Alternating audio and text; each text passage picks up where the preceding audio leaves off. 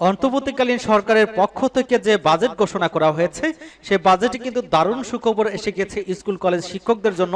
আপনারা দেখতে পাচ্ছেন এই 2 জুন আজকে প্রকাশিত যে বাজেট, সেখানে বলা হচ্ছে যে বাজেটে স্কুল কলেজ শিক্ষকদের জন্য সুখবর, প্রাথমিকে দুঃসংবাদ এবং আরো দুটি সংবাদ আমাদের হাতে এসে পৌঁছেছে। এখানে যেটা বলা হচ্ছে যে বাজেটে বেসরকারি চাকরিজীবীদের জন্য দারুণ সুখবর এবং অন্যদিকে শিক্ষক কর্মচারীদের জন্য বিশেষ ভাতা চালু হচ্ছে এবং নিজ উপজেলায় কর্মকর্তাদের জন্য রয়েছে সুখবর। আজকে এটা প্রকাশিত, আপনারা দেখতে পাচ্ছেন 2 জুন।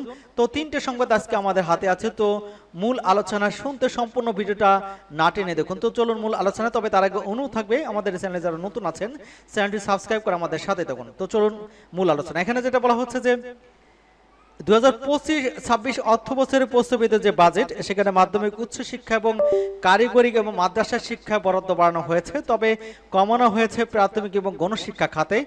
প্রস্তাবিত বাজেটে মাধ্যমিক উচ্চ শিক্ষায় 3,456 কোটি টাকা এবং কারিগরি মাদ্রাসা শিক্ষায় 895 কোটি টাকা বরাদ্দ বাড়ানো হয়েছে।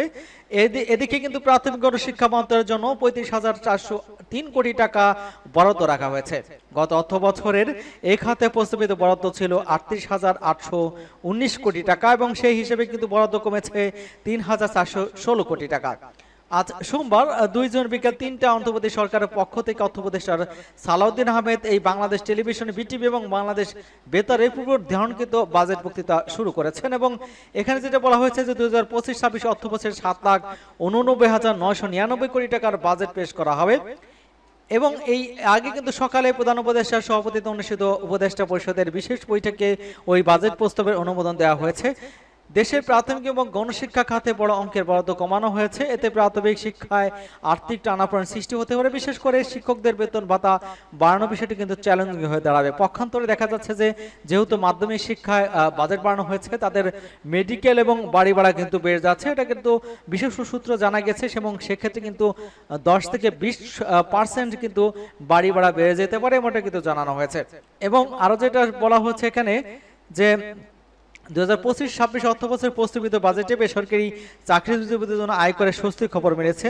বেসরকারি চাকরিজীবীদের করযোগ্য আয় নির্ধারণের সময় তারা ব্যয় খরচের ভিত্তিতে কিছু আয় বাদ দিতে পারেন এবং তারা সর্বোচ্চ আয় সীমা আগে ছিল যেমন 4.5 লাখ টাকা, এবার তা বাড়িয়ে 5 লাখ টাকা করা হয়েছে। অর্থাৎ 5 লাখ টাকা হলেই কেবল কিন্তু তাকে কর দিতে হবে, এমনটা কিন্তু বলা হয়েছে। এবং বেসরকারি চাকরিজীবীদের বার্ষিক বেতন থেকে মূলত করযোগ্য আয় নির্ধারণ করা হয়, তবে হাউস রেন্ট, চিকিৎসা ভাতা, যাতায়াত ভাতা ইত্যাদি সব কিছু খরচ বেতনের আয় থেকে বাদ দেওয়া যায়।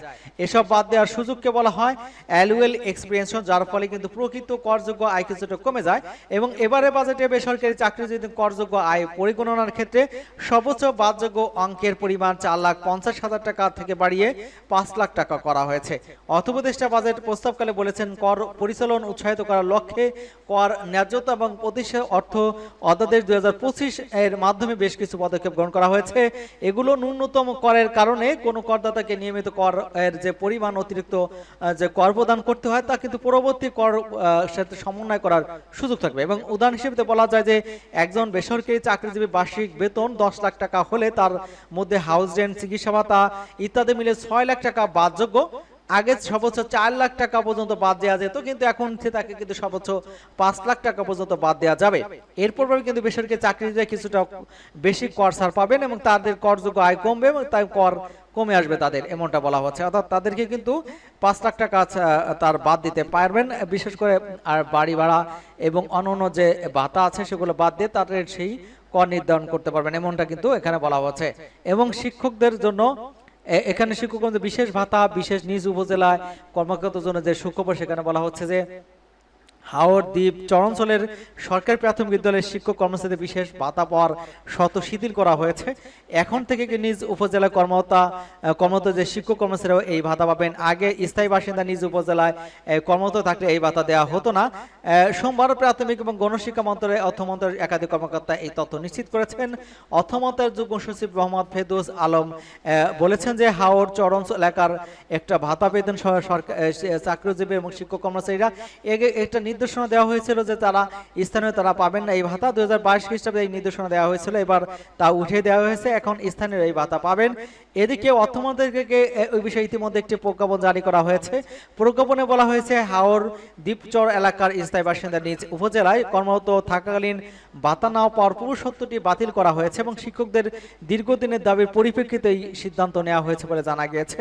এবং হাওর চর অঞ্চলের হলো কিশোরগঞ্জের ইটনা, মিটমাহিন, অস্ট্রগ্রাম, চট্টগ্রামের সন্দ্বীপ, কক্সবাজার কুতুবদিয়া, নোয়াখালী হাতিয়া, সিরাজগঞ্জের চৌহালি, কুড়িগ্রামের রোমারি চর, রাজীপুর, পটুয়াখালী, রাঙ্গাবালী, ভোলার মনপুরা, সুনামগঞ্জের ধর্মবর্ষা, শাল্লা এবং দোয়ারবাজার, হবিগঞ্জের আজমারীগঞ্জ এবং নেত্রকোনার খলিয়াচূড়া, এই সমস্ত এলাকার কিন্তু তারা বিশেষ ভাতা পাবেন।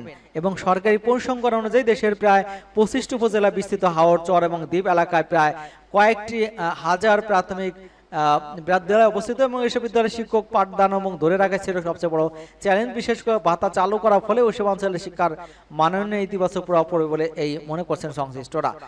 এইটাই ছিল আজকের সংবাদ, হাতে পাওয়া সর্বশেষ হাতে পাওয়া সংবাদ। আমাদের সংবাদে যারা এখন আমাদের চ্যানেলকে যারা সাবস্ক্রাইব করেননি, চ্যানেলটি সাবস্ক্রাইব করে আমাদের সাথে থাকুন। ধন্যবাদ সকলকে।